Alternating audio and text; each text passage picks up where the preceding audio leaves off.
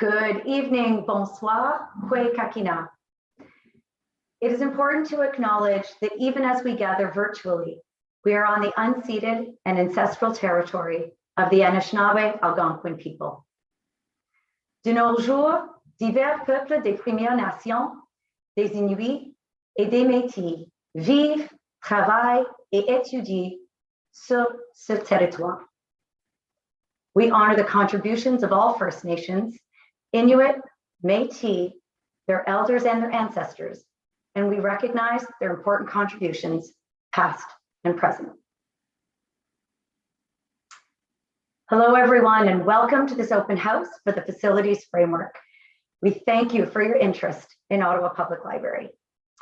I am Anna Basile. I am the Division Manager of Corporate Services with Ottawa Public Library, and I am your host and primary responder this evening.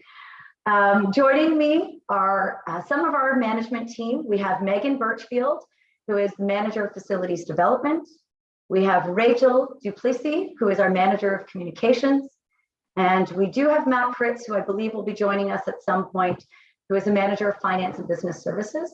And we also have some additional support staff who will be assisting us this evening as we run both the online virtual open house session, as well as assisting in translations of some of our messages this evening. We are excited to hear your questions and to answer them to the best of our abilities this evening. OPL delivers a wide range of services through our 33 physical branches. Et ce soir, nous sommes là pour parler des services relatifs aux installations. We want to improve and strengthen our facility services to ensure more equitable coverage of library branch services across Ottawa. Vos commentaires nous aideront à mieux comprendre les besoins de la communauté en termes d'installation et de services de succursale. The format for this evening is intended to be rather informal, similar to how an in-person open house would be structured. And I appreciate that it can be a little awkward because it is virtual. We truly do wish that we could be meeting with each of you and feeding off of your energy in person. That's part of what makes this so vibrant and so great. Some of you have submitted questions in advance, and we thank you for those. And we will do our best to answer all the questions this evening. If you have not already submitted a question, you have two options to pose your question this evening. You may use the raise hand function to ask your question verbally, or you may enter your question in the chat section that should be there below. Si vous n'avez pas encore envoyé de questions en avance, il y a deux façons pour poser une question ce soir. Utilisez la fonction laver la main pour poser votre question verbalement, ou vous pouvez écrire votre question dans la section chat qui est sur la barre de votre écran Zoom. We encourage all participants this evening to use the thumbs up or clap hands feature if a question or response is particularly resonating with you. In addition, while the majority of participants have indicated that they are English speaking, we are committed to address questions in both official languages. In these instances, staff will translate questions and answers for the benefit of all. De plus, bien que la plupart des participants ce soir ont indiqué qu'ils parlent anglais, nous sommes en mesure de répondre aux questions dans les deux langues officielles. Nous pourrons traduire les questions et réponses pour le bien de tous. This session is being recorded, and we will use the recording to prepare a written record of questions and answers en anglais aussi qu'en français from both this session and those that we have received by email. This session is also being simultaneously live streamed on YouTube, where the recorded version will be available to view again this evening. Sur ce, merci d'être parmi nous, and let's begin. Over to you, Rachel. Thank you, Anna.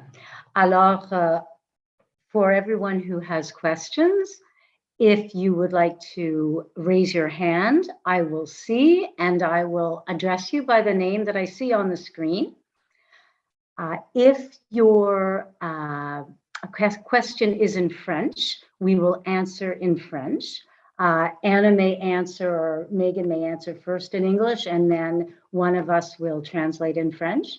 If at any point there is an answer that you received in English and you feel that you may not have captured it all and you would like to hear that answer, that information in French, please just raise your hand or send a note in the chat en français, and we can, on peut vous répondre comme ça en français pour transmettre toutes les informations que vous recherchez.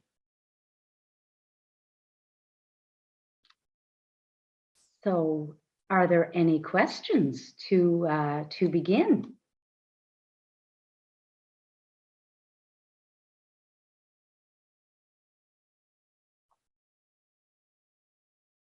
So we have a question from Miklos Horvath. Miklos, I will ask you to unmute on Zoom so that you can ask your question out loud, please.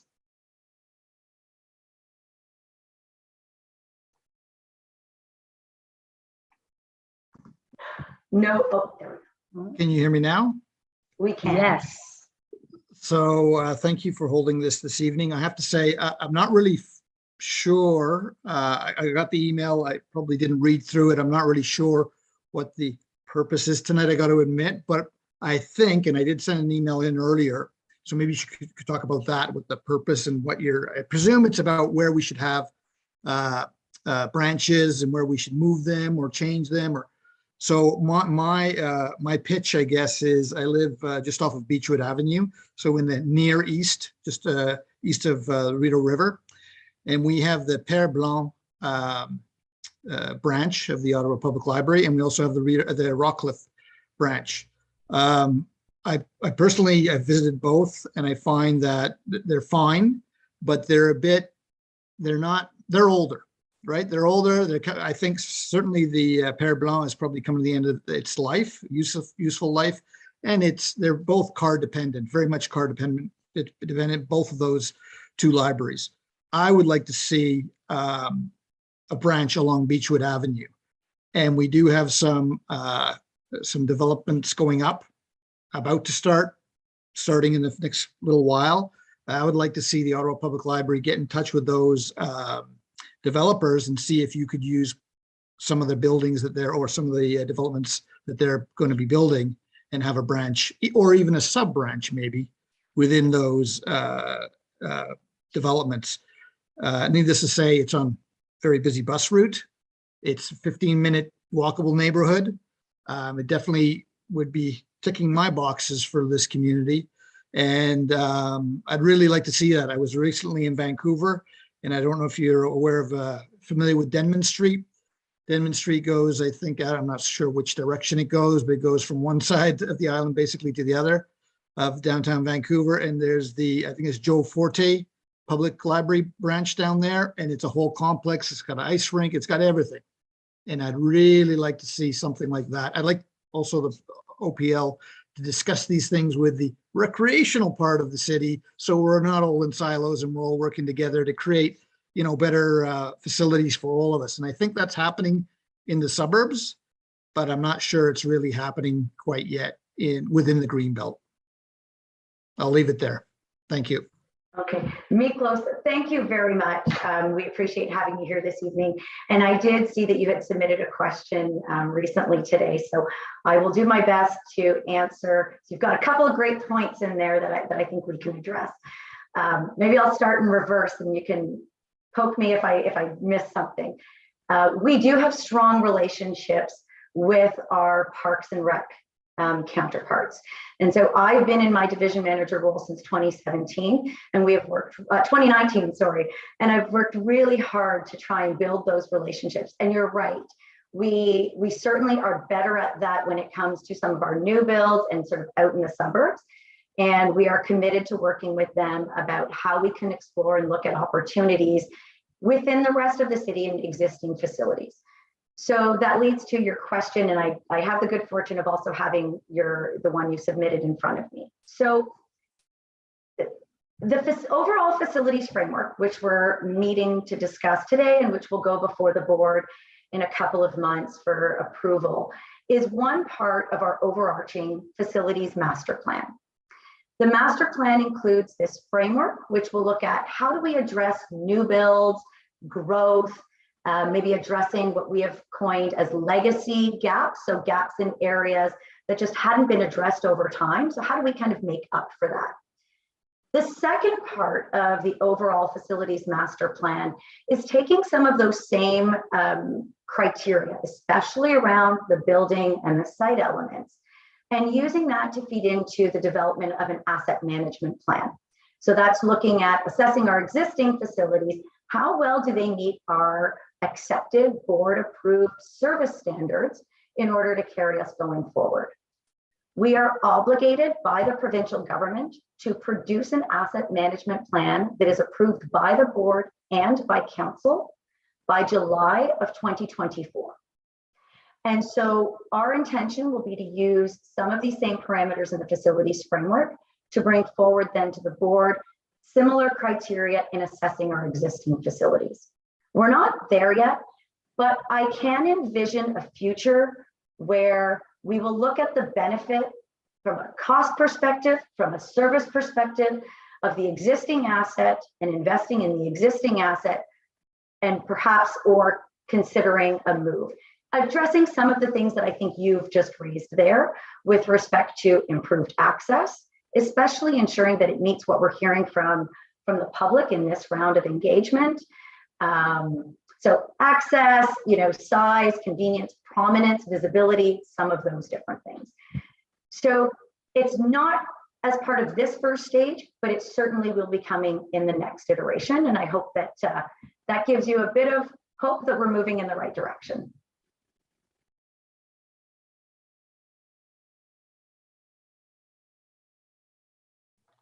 And I think our next question is from Christine, who is from Ottawa, as I read her screen.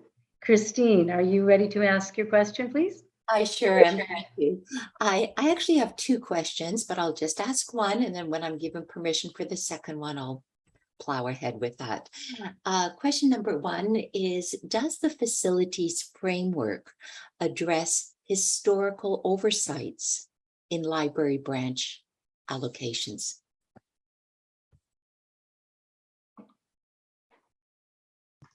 Sorry, I hadn't realized that I put myself on mute. Hi, Christine, good to see you again. The intention is that it will address those historical gaps. There are some known areas, we're well aware of them. I think that you and some of your counterparts have done a really good job of pointing out some of those to us over the last few years. And I do believe that what we're putting forward allows us to address some of them. Staff's current recommendation is that we start with a 3-kilometer metric as the gateway metrics as a way to sort of assess the gaps. That's going to produce a list of priorities. And our approach has been to come up with a list of priorities that, that is somewhat achievable and not overwhelming, and maybe looking at some of the bigger or existing or larger gaps. Having said that, that is the intention. And we believe that even in this first round, using 3 kilometers, we do believe that we will address the majority of existing historical or legacy gaps.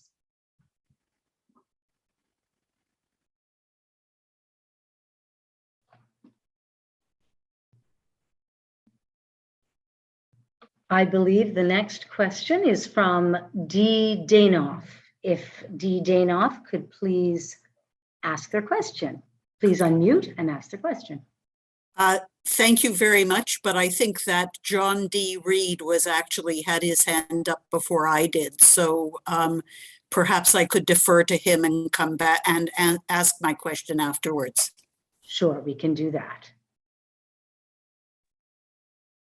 John D. Reed, please. Hello, Mr. Reed. Thank you very much. I did submit a number of questions to you in advance, which I hope you will have time to address at least some of them, since I thought that giving them in advance would give you more of a chance to respond. But one I do want to highlight, and it's because you mentioned the 3-kilometer circle around each branch. that is a very rough estimate of the convenience of a branch to people. There are areas in this city where the 3 kilometers extends from one side of the other to the Rideau River, across the Rideau River. And unless you're good at walking on water, then that 3 kilometers is very rough. There is a system called Geographic Information Systems, which will provide you with a much more refined evaluation of how convenient access is to the current branches. And I wanted to know why you did not use modern geographic information systems in starting out this evaluation. Thank you, Mr. Reed. Good to see you. And I'm pleased that you posed that question. That was actually one of the questions we were going to answer right away had nobody raised their hand.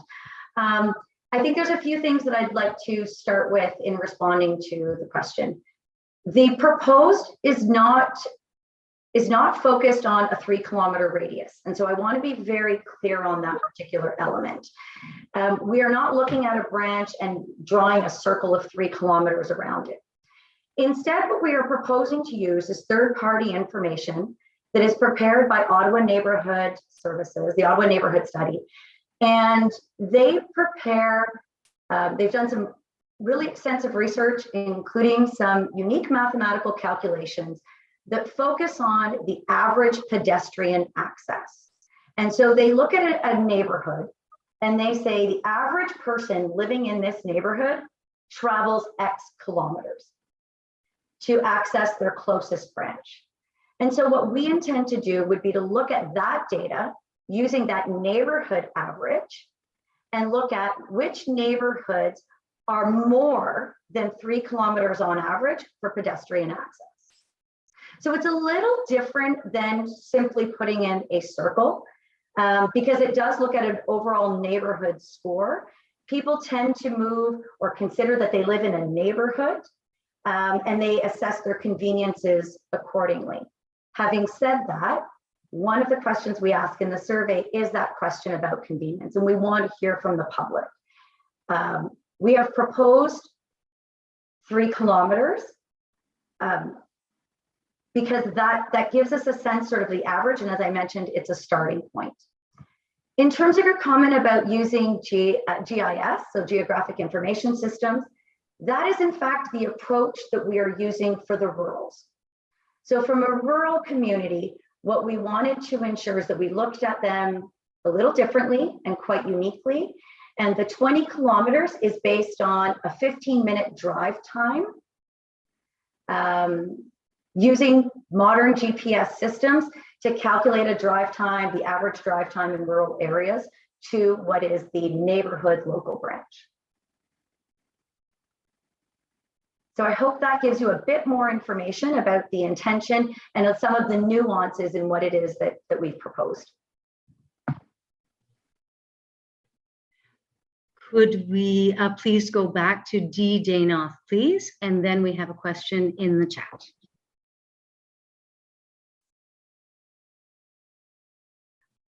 Ms. Danoff, could you unmute yourself? I seem to have lost you in the list here. Oh, no, I see you. Thank you very much. I'm sorry I cannot turn on my video because of network problems. My question is related to the budget. And I don't think you've provided us with any information about the budget. So I guess my question is a little bit broad, but I understand that there are significant cost overrides or overruns related to the main branch and the behemoth that is being created. I wondered if you could tell us what impact those cost overruns are going to have on your planning for the more friendly and accessible branches. Thank you very much. Thank you, Ms. Danoff, for the question. A little hard for me to answer in the overall broad context, but I'll give you some explanations why. First and foremost, I can say that the Ottawa Public Library Board and City Council has approved a plan, a funding plan and formula to address the increase in cost for Ottawa Central Library. With respect to the facilities framework and what we're proposing here, we have not tied any costs to it at this point. How we intend to proceed is to develop the framework to guide decision-making. It will give us a list of priorities that we can present to the board. So staff a list of priorities to present to the board. And the board then will make determinations and decisions around how we will proceed and in what priority order, using the information that we've provided. With each project, the approach that staff have used to date and that I continue to see going forward is that as projects and as opportunities come forward, we develop a plan to address those. The facilities, the financial lens certainly needs to be applied and has to be considered as part of the decision making. But the key focus of the framework is to give us a priority list that we can work within as we start to do our long range planning. It does not mean that we will come out of this and we will say, we are now building a branch in X community, or we're proceeding to build a branch in Y community. But rather, here are a list of communities that we should explore over the near future, over the next 10, 15 years, where we really need to look at finding ways to close the gap. And how we approach those will take a number of different lenses in keeping with the financial framework that's been developed. I hope that provides a bit more clarity.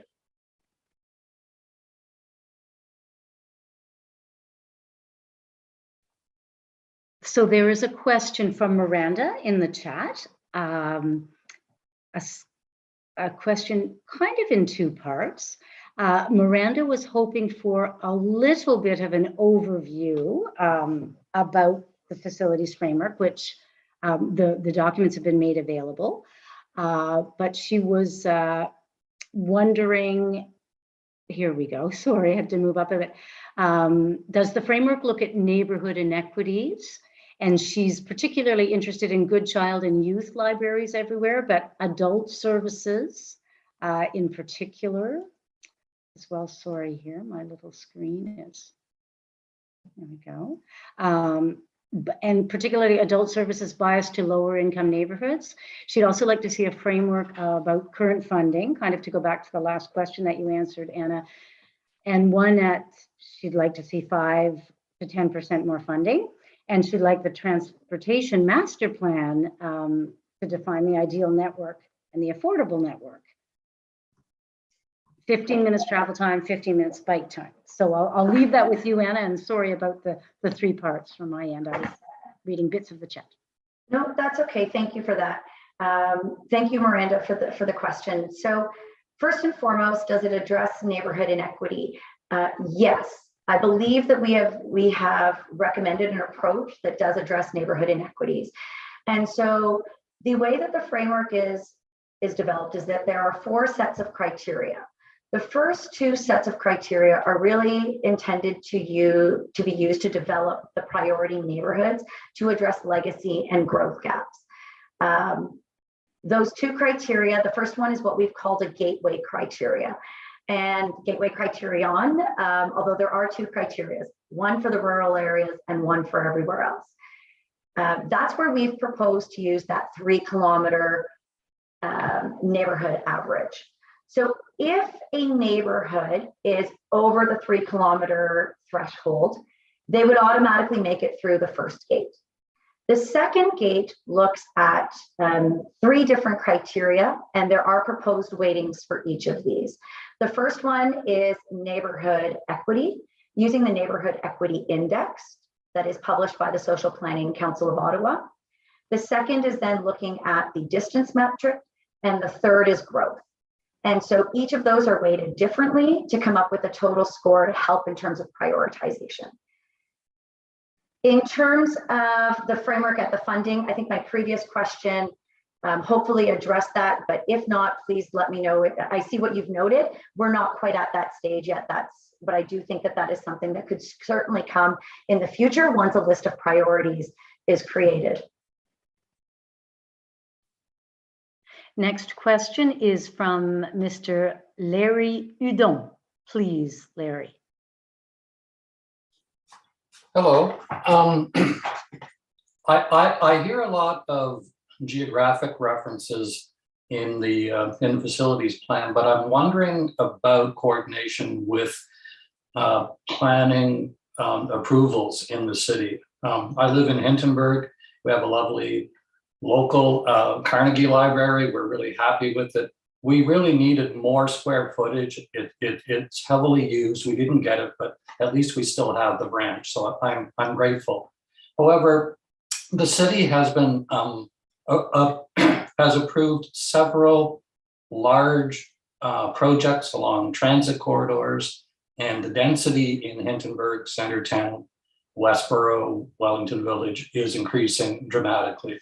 And I'm hoping when you say that growth is part of your criteria, that it's not growth outwards into exurbia and the suburbs, but this includes what is considerable growth in density in the center of Ottawa. So we've been advocating for more hours. We're hoping for more square footage. We're happy that you deal with Parks and Rec. We need those community centers for your programs, but how does your plan specifically deal with the approvals that are happening? There's literally 9,000 or 10,000 units that have already been approved. There may not be shovels in the ground, but our soft infrastructure, including libraries, will be under incredible pressure. So how are you going to deal with that? Thank you, Mr. Hudon. I'm pleased that you used the Rosemount branch. That is a personal favorite of mine, and I think that revitalization really did help in that particular community. And I want to acknowledge that in the business case that was prepared at the time, I'm not sure how much you're aware, but we did explore other options, looking at some of the new builds and some podiums. However, they weren't quite realistic, and it would have meant, admittedly, giving up a Carnegie Library. And I think that was important to the community and to everyone overall. I can tell you that in addition to partnering very closely with Parks and Recreation, or Rec Culture and Facility Services, we are very closely connected to our partners in planning and economic development. Two parts. One is in the overall planning components. So when we design and build, and when we get to that design and construction stage, that is now a new team called Infrastructure and Water Services, but they are contracted through a shared services agreement to manage the projects for us. So we're very well connected with them, and we're very well connected with our planning counterparts. What we're proposing in terms of growth, we acknowledge and we recognize that the city's official plan is going to, they're aiming for approximately 50-50 growth, 50% Greenbelt, 50% within existing areas. And that's why we wanted to include that growth metric in the prioritization. We would work with our city counterparts to ensure that when we're assessing a site or a facility or an option, we would work with them to ensure that we have the latest data, to your point, not only on what is planned in terms of existing approvals, what's in the hopper, and what are the anticipated expectations looking out 10, 15 years. So I'm pleased to say that we do have those good connections, and I'm confident that those will serve us in good stead when we're evaluating based on a growth metric. Next, we have a question from Lucas Stodola, please.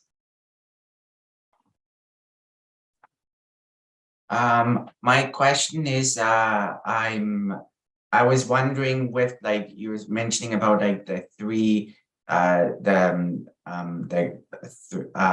community for around the libraries, and with the amount of the city wanting to do a lot of infill development with, like, multi-story buildings, is there a certain number of population that is ideal or, like, recommended to support each individual library, so it's not overflowing with I'm sure, like, not everyone will use it, but, like, it's still a good thing to have for community, even if there's a lot of infill and residential high rises. And will that affect about making a little bit more libraries, or is it just we don't want to be going on a lot of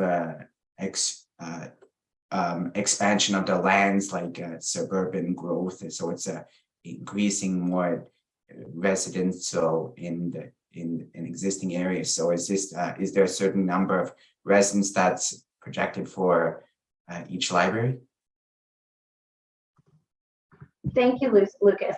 And I see that you've got some support from other people for that particular question. So we don't look at a specific number from a population perspective. What we are proposing to do instead is to say, when we look to perhaps renovate or when we're looking to build, we will take a certain number of square feet per person. So if the community that's intended to serve is 100,000 people, we will look at using, and we're recommending to the board, 0.5 or half of a square foot per person. The industry average, and I'm going to look to my team to remind me, but I believe that the industry average is at 0.47. They're nodding their heads. So 0.47 square feet per person. Some public libraries in Canada have gone so far as 0.8, and some studies across North America recommend 1 square foot per capita or per person in terms of your population metric. We currently have 0.43 square feet per population. And so we want to ensure that what we're looking at and what we're building, if we're looking at renovations or new builds, that again, it's realistic, recognizing some of the usage that we have and how people use our branches at the moment and how we expect that they will continue to use them. So yes, we will consider population, and it's on a per person per square foot metric. We'd love to hear people's feedback around whether 0.5 is considered to be a good number, recognizing some of the other information and recognizing that we want something that we believe is affordable and achievable. We don't want to put something forward to the board that we can't realistically achieve. And we think that this helps to move us higher than the average, hopefully bringing up the average, and then we can continue to grow from there. Thank you for that, Lucas. Could Tammy Haynes please ask her question now? And thank you for your patience, Tammy. Oh, no problem. Hi, I was wondering, since we're obviously not building for quite a while, and I think we should try to be futuristic, or as futuristic as possible, are you thinking of doing solar panels on the property, on the new property, making it basically self-sufficient, saving the energy, using it for a rainy day, getting paid back from, I guess, hydro if you make more energy, that's that type of thing. Are you planning on doing solar lights outside? How about car charging? Is there going to be a nice area for that? Because we definitely need that. And how about what the lighting inside is going to be like? Are we doing an energy efficient? Are we putting maybe energy efficient windows that are going to keep the heat out, keep the heat out in the winter and keep the heat in the summer, or vice versa, of course. How about, are the windows going to be shaded instead of having to use curtains or, et cetera, right? How energy efficient, what are we doing to be futuristic? Thank you. Thank you, Ms. Haynes. The short answer is yes. How does that sound? Yeah, the short answer is yes. And so a couple of things that I can say to that. Some of the things that you mentioned, we are already doing. And we look at as we revitalize or renovate some of our facilities, or even just in terms of addressing some of the, the building condition audits as we try to maintain our facilities. Some of our branches do have EV charging. And I know that the new central library branch will continue to do that. We currently, so maybe a bit more background in terms of how we operate. The majority of our buildings are technically owned by the City of Ottawa. And so any building that we produce must meet the City of Ottawa's standards. So they have put together, the climate strategy in terms of new buildings. They currently have LEED standards. The new central library, or Adisoke, that one will be to net zero. And so we are definitely considering these, and we do take all of those considerations. We are looking as forward thinking as we can. The board was just recently, the board and the City of Ottawa were the recipients of a provincial and federal grant to build a new facility, a sort of cultural center with parks and recreation and a library out in Barrhaven. And there are certain climate strategies that we're obligated to include in order to ensure that we're doing exactly what you're talking about. So that is in our plan, that is on our radar, and that is something that we are continually striving towards. Well, that's great. Thank you. Could we hear from Christine again? She had a second question. She's been very patient. Thank you. And I hope I'm doing things in the right order. I apologize for that. Yes, thank you very much. This one's a bit of logistics question. Have you considered offering or creating a simplified version of your survey? Perhaps it would be easier to fill in for some members of our community. I know that when I looked at the survey myself, I thought, oh, I don't have time for this. Oh, it's, and I think, well, if I'm thinking that way, and I'm very capable of filling it in, I can only imagine how for some people in our community, those very people who I believe would benefit tremendously from having a library in walking distance in our community, it would be almost impossible. Just a thought. Thank you, Christine. We have thought of that. I think that if we were to do that, we would likely wait till the end of this survey period so that we can accurately account for the survey responses accordingly. And I think that we're open to that idea. And what I would say is that if you, or I saw that some other participants this evening sort of gave a little thumbs up to that. If anyone has any ideas and think, hey, you should really just focus on these 5 questions, we're happy to get your input on that, and we can certainly consider that. We do have a bit of tight timelines in terms of reporting back to the board, but again, we're open to the feedback from the public, and we're open to taking something back to them, suggesting that perhaps we revisit our timelines if we think that there's enough community support to look at something different. Thank you. I just want to check if I should ask Miranda's questions. I believe her question about LEED certified new buildings was answered. All new city buildings are indeed supposed to be LEED certified, and that's certainly what the city, the library is also very committed to. Miranda did ask about where the budget for a new collection of a new branch will come from, which is a little bit beyond the facility framework, but I'll leave that with you to Anna, Anna, would you like to say anything about that? Yeah. Rachel, perhaps we could go, I see that Ms. Bruno has a question. So maybe we could go to that, and then I can certainly circle back. And I know that some of the questions are being answered in the chat, but I can certainly speak to that high level, yes. We can certainly do that. So Nicole Bruno, please.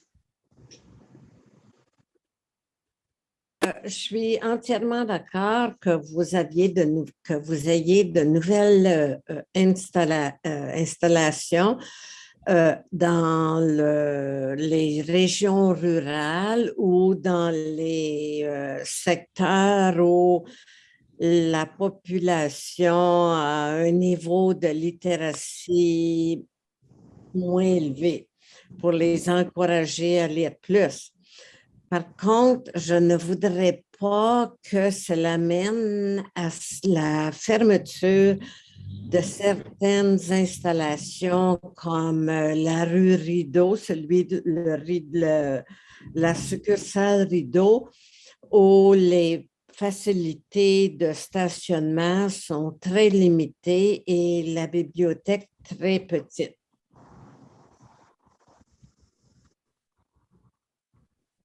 Est-ce que l'ajout d'une nouvelle installation voudrait dire que ces installations sans beaucoup de places de stationnement et très petites devraient être fermées? Anna, would you like to answer?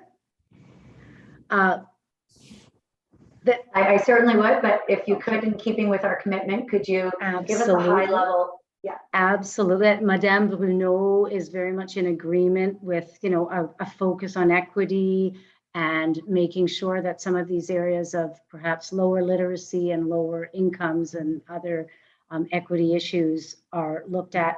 But she has expressed some fear that the creation of some new facilities could impact some of the existing facilities, potentially even a closure of some of these visiting facilities. So I think that is the gist of the question. Merci, Madame Bruno. Si c'est correct, je voudrais répondre en anglais parce que c'est plus facile pour moi, mais Rachel peut traduire pour toi et pour les autres. The intention is not to go in looking to close branches. The Rideau branch is a much loved, I'll speak to that one specifically. It's a much loved and well-used, very vibrant branch in our community. So understanding that, what we're looking at is how do we determine how we can address some of the gaps? So building new branches, not at the expense of services to the existing communities or areas, okay? I can foresee a future, I will put out there, when I think I addressed this perhaps with Mr. Horvath, but I can see a future where as we're assessing an asset, we may want to look at whether we need to move that a bit. Mr. Horvath gave a really good example of something that he'd like to see in his community, but I'm not seeing us closing any of the existing facilities. That would obviously create a gap because we don't have gaps there right now. And so I think that's something to keep in mind. Thank you.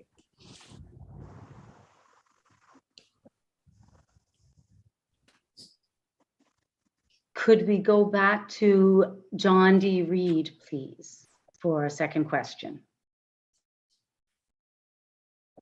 Thank you. Well, you're not going to do a translation of that response? I certainly can. That's a very good point, Mr. Reed. Anna's response was that we are certainly not looking at closing branches. And Sorry, Rachel, en français, s'il vous plaît. En français, oh mon Dieu, je m'excuse. Trop bilingue. Que le but n'est absolument pas de viser la fermeture des succursales existantes. Et les nouvelles installations sont vraiment pour agrandir, pour rayonner l'impact des services de bibliothèque, là où il y a de nouveaux mondes. Et de la même manière qu'une fois que nous avons des succursales existantes que nous pouvons rénover, c'est pour les mettre à jour, pour répondre aux nouveaux besoins. Parce que les demandes aux bibliothèques évoluent.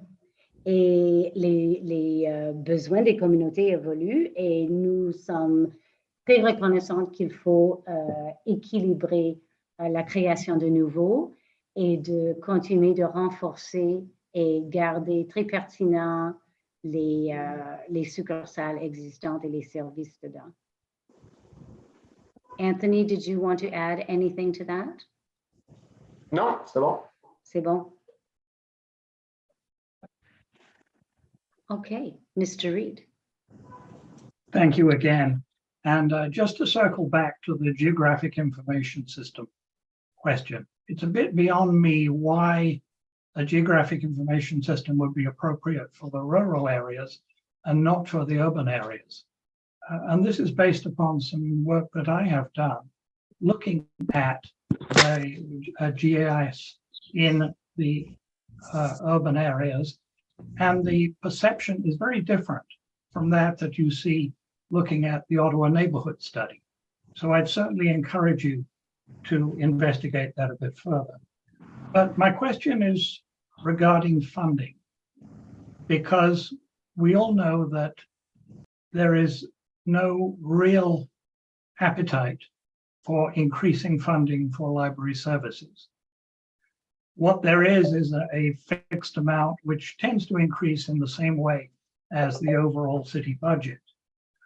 But we have areas, in particular one in which I live in, which for over 50 years have been a legacy gap.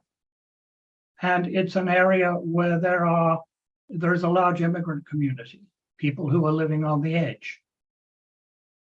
I'm wondering if within the current budget, there would be any appetite for finding efficiencies elsewhere in the system, such as perhaps by reducing hours at some of the existing branches in order to be able to provide service in these deserving areas. Thank you, Mr. Reed. It's a little difficult for me to answer that question because I think you're asking whether there is a public appetite to see a reduction in services in existing areas. And I don't know the answer to that. And so I think I'm going to answer that in sort of a two-part approach.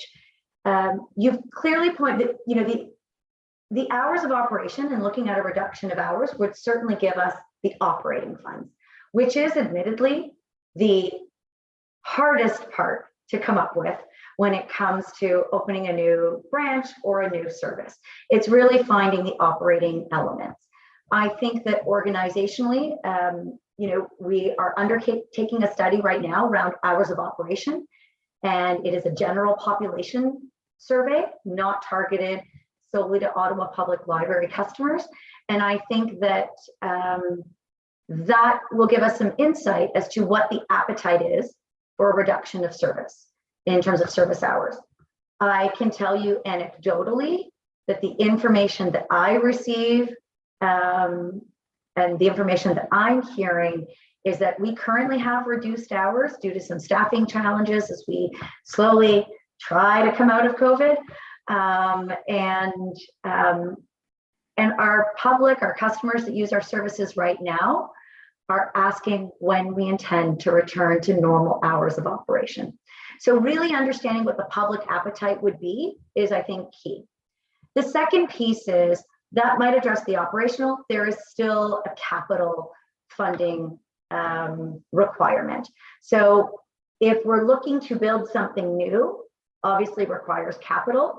If we're looking to provide services in another new facility, then there are various other operating elements that have to be considered. So it's not just that staffing impact, but perhaps there might be lease costs, fit up costs are often borne by the leasee or the renter. And so it is it does require a very holistic approach. I think the first part, understanding what Ottawa residents and taxpayers are willing to consider, I think is the important, or the first part of it. Well, if I can just add into that, as Nicole said in her question, she started out by talking about the importance of serving deserving areas, underserved areas. And I think if you ask people, do you want to reduce hours, you'll get the answer you expect. But if you ask people if they're prepared to reduce hours in order to provide service to deserving areas, you might get a different answer. Absolutely. I'll go to a question from the chat now from Jordan Edwards on a slightly different topic. He asks, or she, when the new library at Asoke comes online, will the current library, I believe he must be speaking about the main library, be closed, and will the new closest branch be determined by this study? Yes. And I see actually that Megan has addressed that in the chat, so I apologize, Megan. No, So that's okay, Rachel. So I will address that just for the benefit of everyone. And I will say that yes, when the new branch, when Adesoke opens, it will result in the closure of the existing main branch. That facility was sold in 2018 in part to fund the new facility. What will happen is when a new facility comes online and when ONS updates their data, it will now look and it will reconsider whether that 3 kilometer metric, how that accounts and what might be created in there. I can also share that one of the things that we were asked to look at as part of the transition prior to 2026 is whether there is a gap. And so that may happen sooner as Adesoke opens. So it is on our radar. It was a direction from the board to staff in 2018, I believe, when the existing facility was sold.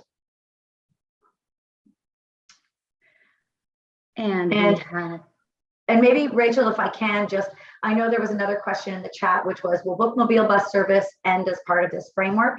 And what I can tell you is that the bookmobile service is actually aligned to the mobile services strategy, and that is currently under review. It's being redeveloped. That will come after the facilities framework is approved by the board so that we can look at synergies and how the bookmobile helps to complement the OPL facilities. And the next question is from Viola Casey.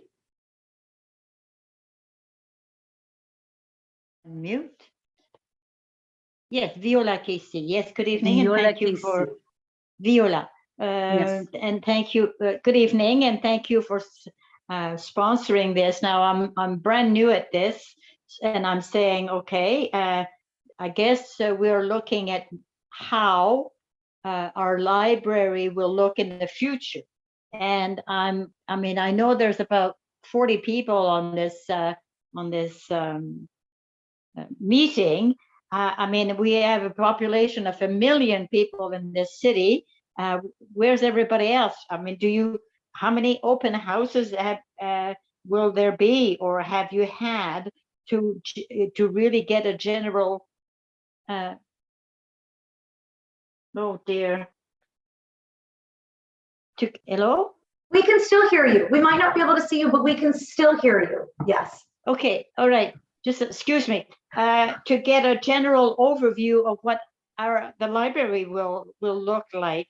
How many more meetings will there be like this so you have an idea of what is it that needs to be changed? And have you looked at what is done elsewhere, like in Europe or in the States? So I'm just curious because, I mean, I know very little. I live in the West End. We have a wonderful library at Nepean, Center Point, which is, I don't know if it's used a lot. Maybe it could be better, some improvement in using more of the facilities. I don't know. So I'm curious to see where this will be going. Thank you. I see that you had a thumbs up as you were speaking, and I think that there's also a question in the chat that I can probably address in the same response. So we are having one open house session, which is this one. We have issued a survey, and we've done a broad range of advertising and communications to get that message out. And we continue to work with various community groups across the city to ensure that we have a broad reach for our survey. And I think that, based on the previous comment that we had, we'll take a look afterwards about whether maybe a different version of the survey, maybe pared down, should be submitted after this.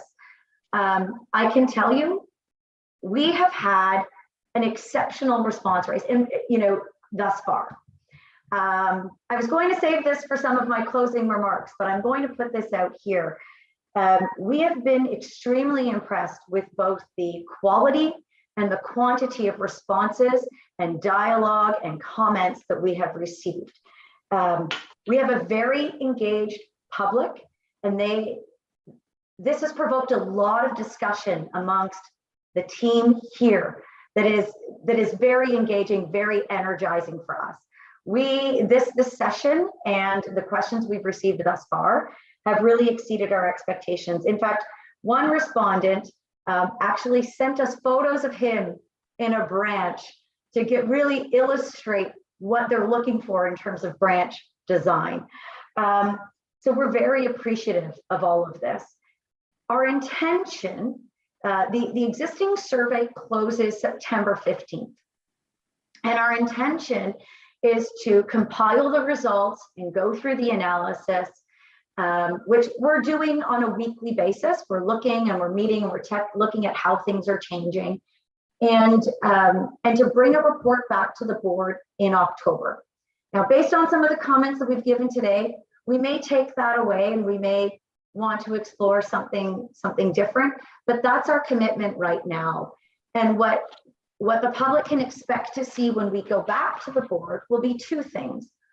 One is the report will outline the outcome of public engagement, provide information about what we've heard, what we've seen, the types of questions, comments, or suggestions that we've received. So that's one aspect. The second aspect of that report will be to actually to present the final framework. And what we will do is that we will highlight in the board report that accompanies it, what changes we've made. So in the draft report, we said the following, and in this report, in the final, this is what the change that you can see. So that gives you a sense of where we're going, and that's currently scheduled to go to the meeting on October, I want to say it's the 14th, it's the second Tuesday. Please don't hold it against me if I didn't get the actual number right, but that's where it's currently scheduled to go. So I hope that oh, and then also to the comment in the question in the chat, the framework is intended to project in terms of a long-term 20 years. And our commitment then is, once it's approved and once we have a list of priorities, which would come back to the board in 2023, is then we would work on a 5-year strategic plan and then of course 1-year annual plans. So we would break it up into chunks, recognizing that every 5 years, that long-term plan gets revised and adjusted accordingly. We want to try and reflect the latest growth projections and growth data, etc. Would Madame Bruno, Nicole Bruno, est-ce que vous avez une autre question?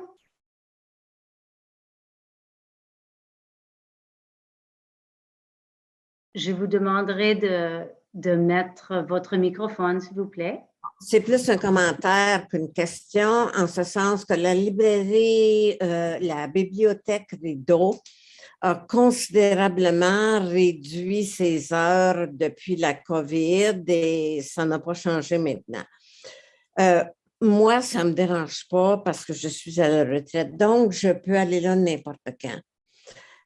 Qu'est-ce que ça signifie pour les personnes qui travaillent et ont des enfants? C'est une autre question. Que ce soit la succursale Rideau ou une autre succursale. Je ne sais pas les heures d'ouverture des autres succursales. C'est tout. Oui, et merci Madame Bruno. L'autre direction nous comprend Vous pouvez aller en anglais. OK, je veux dire en français, mais je suis vraiment désolée. We understand the concerns that the current reduction in hours has for some members of our community. And so for those who may not be aware, for the most part, what we've kind of called COVID hours see our operations adjusted on Monday, Tuesday, Wednesday, and Thursday. So where we are normally, for most locations where we're open from 9 until almost 9, 8:30 or 9, 10 until almost 9. These have been adjusted during COVID, where we have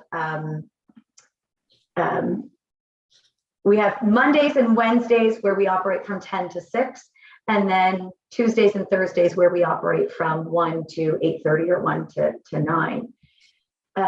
We're very aware of that and some of the challenges.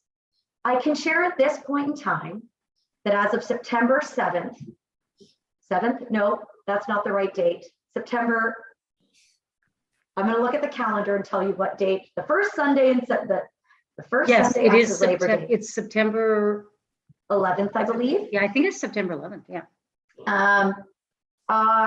10 of our branches will be open on Sundays from 10 a.m. to 5 p.m. Normally our Sunday hours have historically been from 1 to 5, and we're very, very, very pleased that we're going to be going to what we call full day Sundays. They will match Saturday hours, and this will happen at 10 of our branches, those that are open on Sundays. We are actively working on a plan to resume normal hours, and we hope that that will happen in the short term, because we know how important that is. So merci pour votre patience, and we are committed. We absolutely are committed to doing that. In the interest of time, if I see that Christine has her hand up, I might go to Christine, and then I might just then go to closing remarks, if that's okay for everyone, unless there's any other questions or comments. We're here to stay as long as it takes. Thank you so much, Anna. I'll be very brief. You know, for anyone who doesn't know, there's only about 1/3 of our population who's using the library, sadly, but that's the fact. Most people who use libraries tend to be learners. We tend to be interested, you know, reasonable people. And that being said, you know, I'm sure that if all the data were presented right in front of us, and we all knew, okay, you guys get this much, we get nothing. We could agree on something very, very fair, because in the end, a society is only as strong as its weakest link, right? So that's what we all want, is just to help balance things as much as possible to make it fair. And anyways, you get the point. That's it.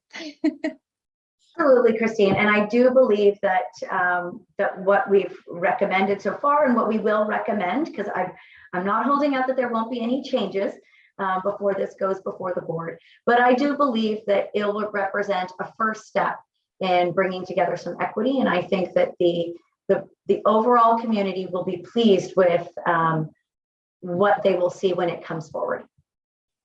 I do see that there's another question from Tammy Haynes. And so I will turn to you, and then if there's more questions, please feel free to raise hands. But if not, then I will proceed with closing remarks.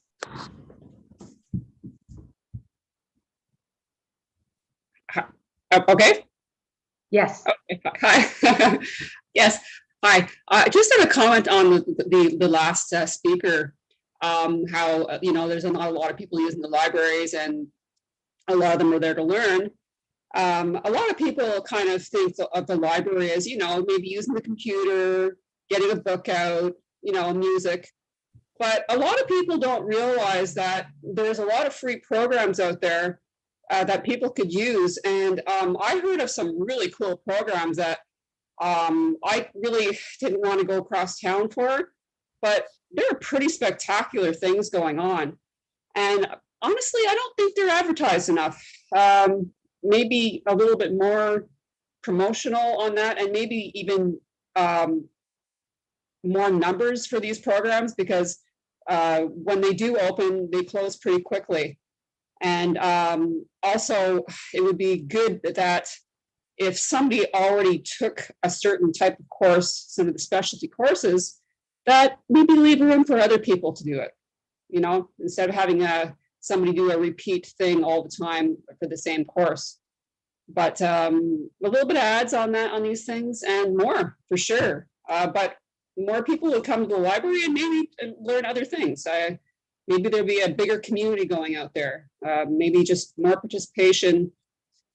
I just think that there's a lot to give, but there's a lot of things people don't know, you know? Thanks. Absolutely. Absolutely. I don't disagree with you one bit. For those who may not know, my first career was in communications.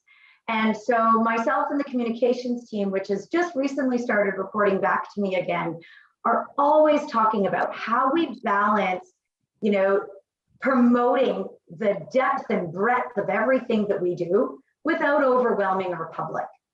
And so one of the things that I can tell you is that we are about to release a RFP. We're looking to engage an external firm to help us in developing a brand strategy.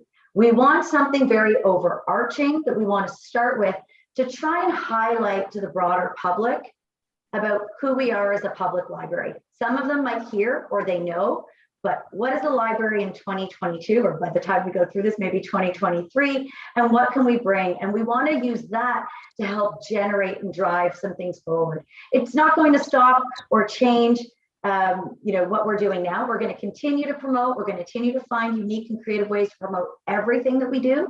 But we do believe that some sort of higher elevated strategy or program, I use the word brand strategy, that's the common term, whether it's actually a strategy, I don't know, but we really want to revisit our brand and do what we can to bring, I would say, to bring people back, to introduce people. You know, there is a large segment of our population, especially as Ottawa continues to grow and evolve, who don't know what a library is, right? Who maybe have a different perception of what a library is, or have a very different relationship with the library. Maybe they don't trust libraries, depending on where they've come from, right? We have a very fortunate opportunity and fortunate position that we're in, and we're going to look to try and expand and grow on that. So thank you very much. Please know that it's on our radar, and I do appreciate that feedback today. Great. Okay, thank you. Sorry, So, I forgot I was still on. Oh, no, that's okay. That's okay. That's correct. Thank you, everyone. Thank you very much for participating this evening. Those of you who asked questions in advance or here, those of you who came and listened and showed us your smiling faces in some cases, or gave us thumbs up or claps. We really do appreciate your participation.